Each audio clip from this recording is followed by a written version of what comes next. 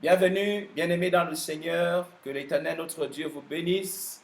Devant cette nouvelle vidéo, le révérend pasteur Chris Isidore Nzonga depuis le Gabon. Nous sommes très heureux d'être avec vous pour partager la parole du Seigneur. Nous saluons tous nos bien-aimés dans le monde, que l'Éternel notre Dieu vous bénisse. Nous commençons donc par la prière. Notre Père, notre Dieu, nous te sommes reconnaissants. Merci pour ces temps de grâce. Merci pour la manifestation de ta volonté. C'est au nom puissant de Jésus que je viens de prier. Amen. Nous bénissons notre Seigneur qui permet que nous puissions être avec vous dans vos maisons pour vous apporter la parole de Dieu. Pour ce soir, le texte que nous avons pris pour parler du Seigneur se trouve dans le psaume 103. Le psaume 103, le premier et le deuxième verset. Mon âme bénit l'Éternel. Que tout ce qui est en moi bénisse son saint nom. Mon âme bénit l'Éternel et n'oublie aucun de ses bienfaits. Gloire à Dieu. Permettez-moi de relire encore ce texte. Mon âme bénit l'Éternel, que tout ce qui est en moi bénisse son saint nom. Mon âme bénit l'Éternel et n'oublie aucun de ses bienfaits. Bien-aimés dans le Seigneur, mon texte du psaume 103 que je viens de lire va nous parler de quelque chose de très important. Donc, le titre de mon message ce soir, c'est « Pourquoi t'as battu mon âme ?» Pourquoi t'as battu mon âme? David, dans ce psaume, dit une prière et dit « Mon âme bénit l'Éternel. Que tout ce qui est en moi bénisse son saint nom. » Ce matin, pendant que j'étais en train de prier le Seigneur m'a dit clairement « Pourquoi as battu ton âme ?»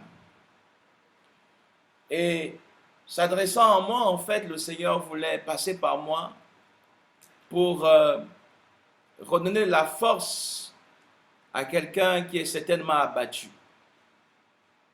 La situation que nous sommes en train de vivre, ou que tu es en train de vivre aujourd'hui, et cette situation te met dans un état où certainement tu te poses beaucoup de questions. Lorsque vous regardez votre vie, et lorsque vous regardez les réalisations autour de vous, vous avez certainement par exemple un parent ou des amis qui ont conçu des maisons ou qui n'ont pas achevé leur maison. Vous êtes rendu chez l'un de vos amis ou un frère dans le Seigneur qui a conçu une maison et qui s'est arrêté à un certain niveau. Un autre a construit, il n'a pas terminé et également à un certain niveau. Et vous êtes allé chez quelqu'un d'autre qui est quand même entré dans sa maison mais n'est pas entièrement terminé. Et lorsque vous rentrez chez vous, vous êtes comme abattu. Parce que vous dites que finalement, beaucoup de personnes ont essayé de faire un certain nombre de choses et n'ont pas réussi. Voyez-vous, souvent les échecs des autres peuvent abattre votre âme, peuvent vous décourager. Lorsque vous voyez que ni votre grand frère, ni votre oncle, ni telle personne n'a pu atteindre un certain niveau, vous vous dites en vous-même, est-ce que moi je peux aller au-delà? David avait dit un jour dans l'un de ses psaumes, pourquoi t'as battu mon âme? Et c'est la même question que je voudrais te poser ce soir. Pourquoi ton âme est-il abattue? Il peut arriver que tu vas recevoir ton salaire, par exemple, et tu te rends compte que depuis 3 ans, 10 ans que tu es dans cette entreprise, ton salaire ne change pas. Et lorsque tu t'adresses aussi à tes collègues, c'est la même chose. Et tu te dis finalement, il n'y a pas d'autre recours. Finalement, je n'irai pas plus loin. Mais je voudrais te dire ceci, que n'établis pas ta percée sur les échecs des autres. Parce qu'en fait, chacun a sa destinée. Chacun a tracé, Dieu a tracé à chacun sa voie. La Bible dit que Dieu a manifesté ses voies à Moïse, sinon sa destinée, sa volonté à Moïse, et il a montré au peuple d'Israël ses actes. Bien-aimé dans le Seigneur, David était un homme de la même nature que nous. Il a été oint un jour, alors qu'il se trouvait au champ. Il a été appelé par un serviteur de son père de revenir rapidement à la maison. Et lorsqu'il revient au terrain familial, il se rend compte que là, il y a le grand prophète, le grand Samuel, un homme dont les paroles ne tombaient pas au sol sans que les paroles étaient exécutées. C'était un homme de très grande renommée. Et cet homme était dans la maison d'Ésaïe, son père. Et lorsque le grand Samuel a vu David, Dieu l'a dit, oint cet homme, oint ce jeune homme. Et c'est alors que David a été oint. La Bible dit clairement que le prophète Samuel a versé de l'huile sur sa tête devant son père, devant ses frères, certainement devant ses sœurs, devant les gens qui étaient là, qui étaient des témoins de ce jour-là, lorsque David va être oint. Et lorsqu'il va être oint, ce jeune homme Dieu va commencer à montrer que quelque chose de différent était sur lui. Il va combattre, il va relever le défi et battre Goliath. C'est alors qu'il va rentrer au palais et va commencer à être connu par le roi, avoir des amitiés avec Jonathan, jusqu'à ce que quelque chose va se passer dans le cœur de Saül, et Saül va commencer à pourchasser David. Mais sachez que David, avant de devenir roi, a fait 40 ans dans le désert. 40 années dans le désert.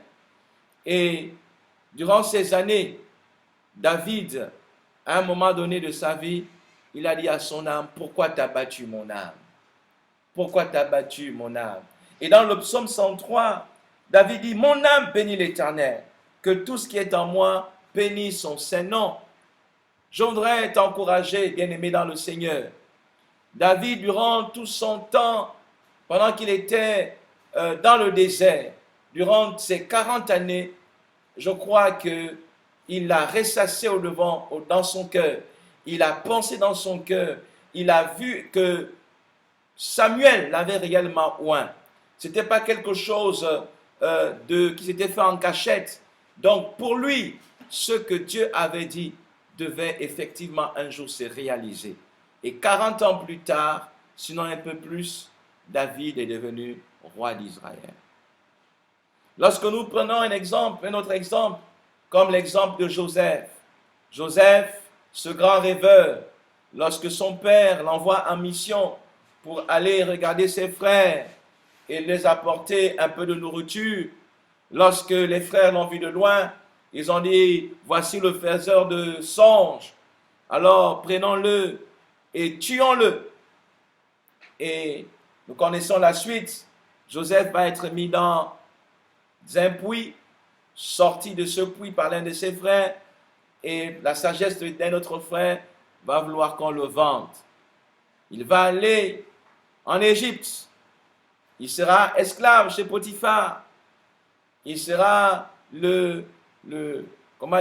l'intendant de sa maison, jusqu'à ce qu'il va être mis en prison injustement. Mais durant toutes ces années, durant tous ces temps, je crois que Joseph n'a pas accepté que son âme soit abattue. Il a gardé cette assurance que le songe qu'il avait vu un jour devait se réaliser. Pour Joseph, c'était un songe, c'était une vision qu'il a vue dans l'esprit, parce que c'était immatériel. Mais pour David, ce n'était pas un songe. Pour David, c'était la réalité. Samuel est arrivé, on a versé de l'huile sur lui. Pour David, il a vu comment l'onction s'est manifestée dans sa vie. Il a fait tomber Goliath. Il a battu Goliath. Mais il n'a pas accepté durant toutes ces années que son âme soit abattue. Je veux dire à quelqu'un ce soir que ne bâtis pas tes percées sur les échecs des autres. Ne permets pas que ton âme soit abattue devant tes projets.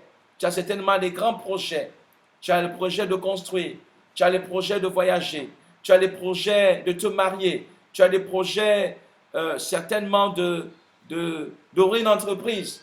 Ce n'est pas parce qu'il y a le coronavirus, pas parce qu'il y a le confinement que ton âme va être abattue. Peut-être que tu es malade et que tu as cherché des solutions depuis longtemps. Ne permets pas que ton âme soit abattue. La Bible dit, et c'est David qui le dit, « Mon âme bénit l'Éternel, que tout ce qui est en moi bénisse son saint nom. » Comment faire pour que votre âme ne soit pas abattue? La première chose, David nous le fait comprendre, il dit, « Mon âme bénit l'Éternel et n'oublie aucun de ses bienfaits. »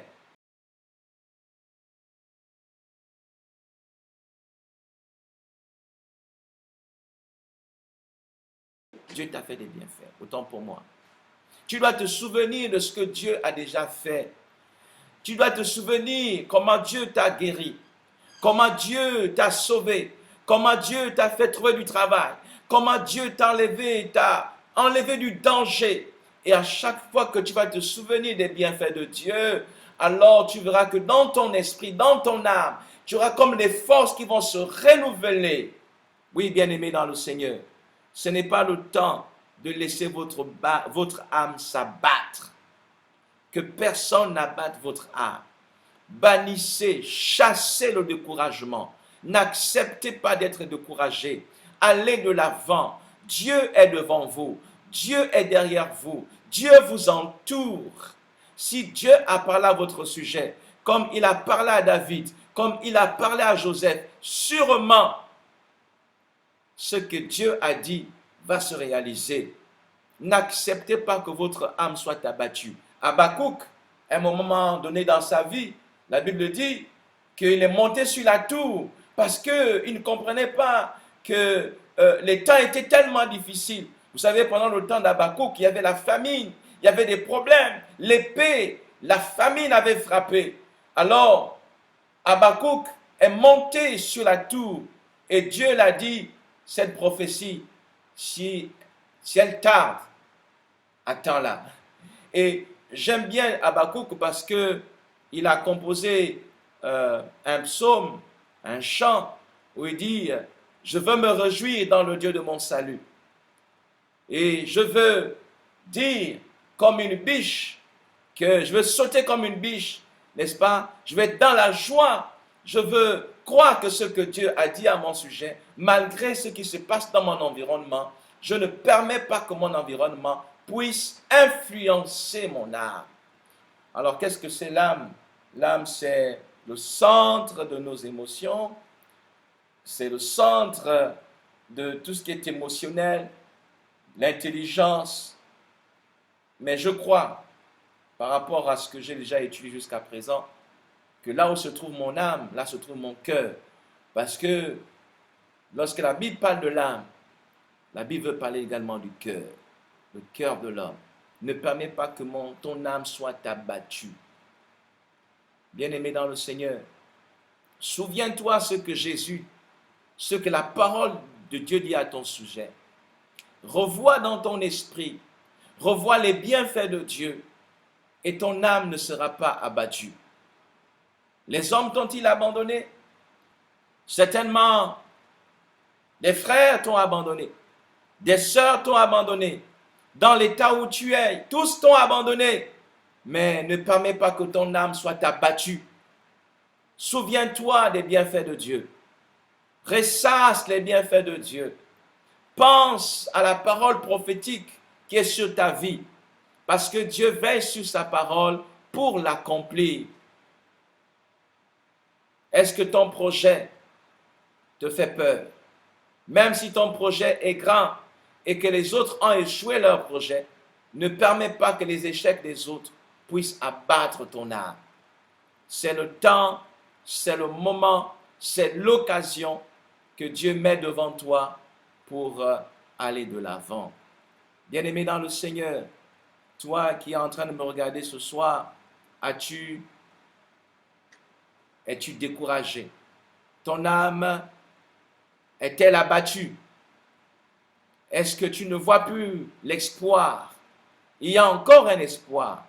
Tant que l'Éternel, notre Dieu, est vivant, tant que ton âme est vivante, Dieu peut faire encore quelque chose. Dieu peut encore changer la situation. Dieu peut encore renverser les situations. Dieu peut encore bouleverser le monde. Dieu peut faire quelque chose pour toi. Dans les évangiles, l'évangile de Marc ou dans l'évangile de Luc, vous trouverez le récit de Bartimée, fils de Timée, cet aveugle qui a commencé à crier parce qu'il a appris que Jésus passait par là. Il a dit, fils de David, aie pitié de moi. Certaines personnes l'ont repris en disant, le maître est déjà passé, arrête d'importuner le maître.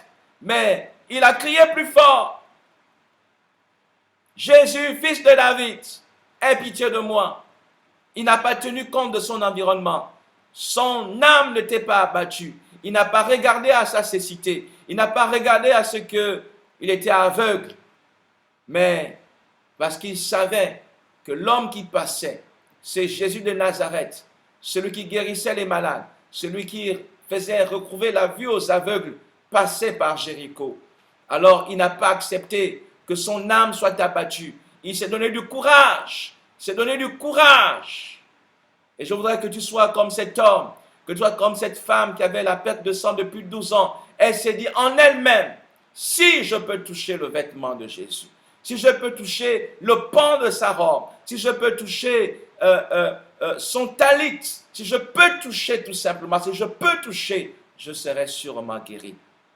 Bien-aimé, même si tu as déjà fait des actions, tu as déjà beaucoup fait, tu as déjà touché, tu as déjà donné, tu as déjà fait un certain nombre de choses, continue à le faire. Continue à le faire. Ne te laisse pas décourager. Ne laisse pas les hommes t'arrêter. Ne laisse pas les femmes t'arrêter. Continue. Ne laisse pas ton âme s'abattre. Parce que notre Dieu a des projets de bonheur pour toi. Si les autres n'ont pas réussi à se marier, tu te marieras au nom puissant de Jésus. Ne laisse pas ton âme s'abattre. Prie le Seigneur. Souviens-toi des bienfaits de Dieu. Souviens-toi de sa parole. Souviens-toi de ses actions. Souviens-toi qu'il a manifesté ses voies à Moïse et ses actes aux enfants d'Israël. Souviens-toi de ces choses. Ressasse la parole de Dieu dans ton cœur et tu verras notre Dieu se manifester dans ta vie. Merci pour ces temps. Merci de nous avoir suivis. Nous terminons donc notre enregistrement par la prière. Je voudrais vous rappeler que vous pouvez nous joindre sur le numéro de téléphone qui s'affiche. Vous pouvez nous appeler en tout moment. Nous sommes prêts à vous répondre et prier avec vous. Nous avons dans toute la ville de Port-Gentil des foyers de prière et nous pouvons vous amener dans ces foyers de prière pour effectivement présenter vos sujets à notre Dieu. Donc soyez bénis. Prions le Seigneur. Notre Père, notre Dieu, nous te sommes reconnaissants. Nous croyons, ô Dieu, que tu as entendu les cris de tes serviteurs et les cris de tes servantes. Il y a des femmes, il y a des hommes, il y a des enfants, il y a des jeunes gens dont les âmes sont abattues. Ah Seigneur, toi qui peux relever, toi qui peux bouleverser les vies, toi qui peux les changer, toi qui peux toucher les cœurs, à cet instant même, ô Dieu, je te prie, afin que tu touches les cœurs de ces femmes et de ces hommes, ceux qui ont le cœur abattu, ceux qui ont l'âme abattue. Ô Dieu, relève ceux qui sont abattus, dans le nom puissant de Jésus-Christ de Nazareth. Seigneur, fortifie ton peuple, donne la force à ton peuple, glorifie ton nom. Au nom puissant de Jésus, j'ai prié. Amen.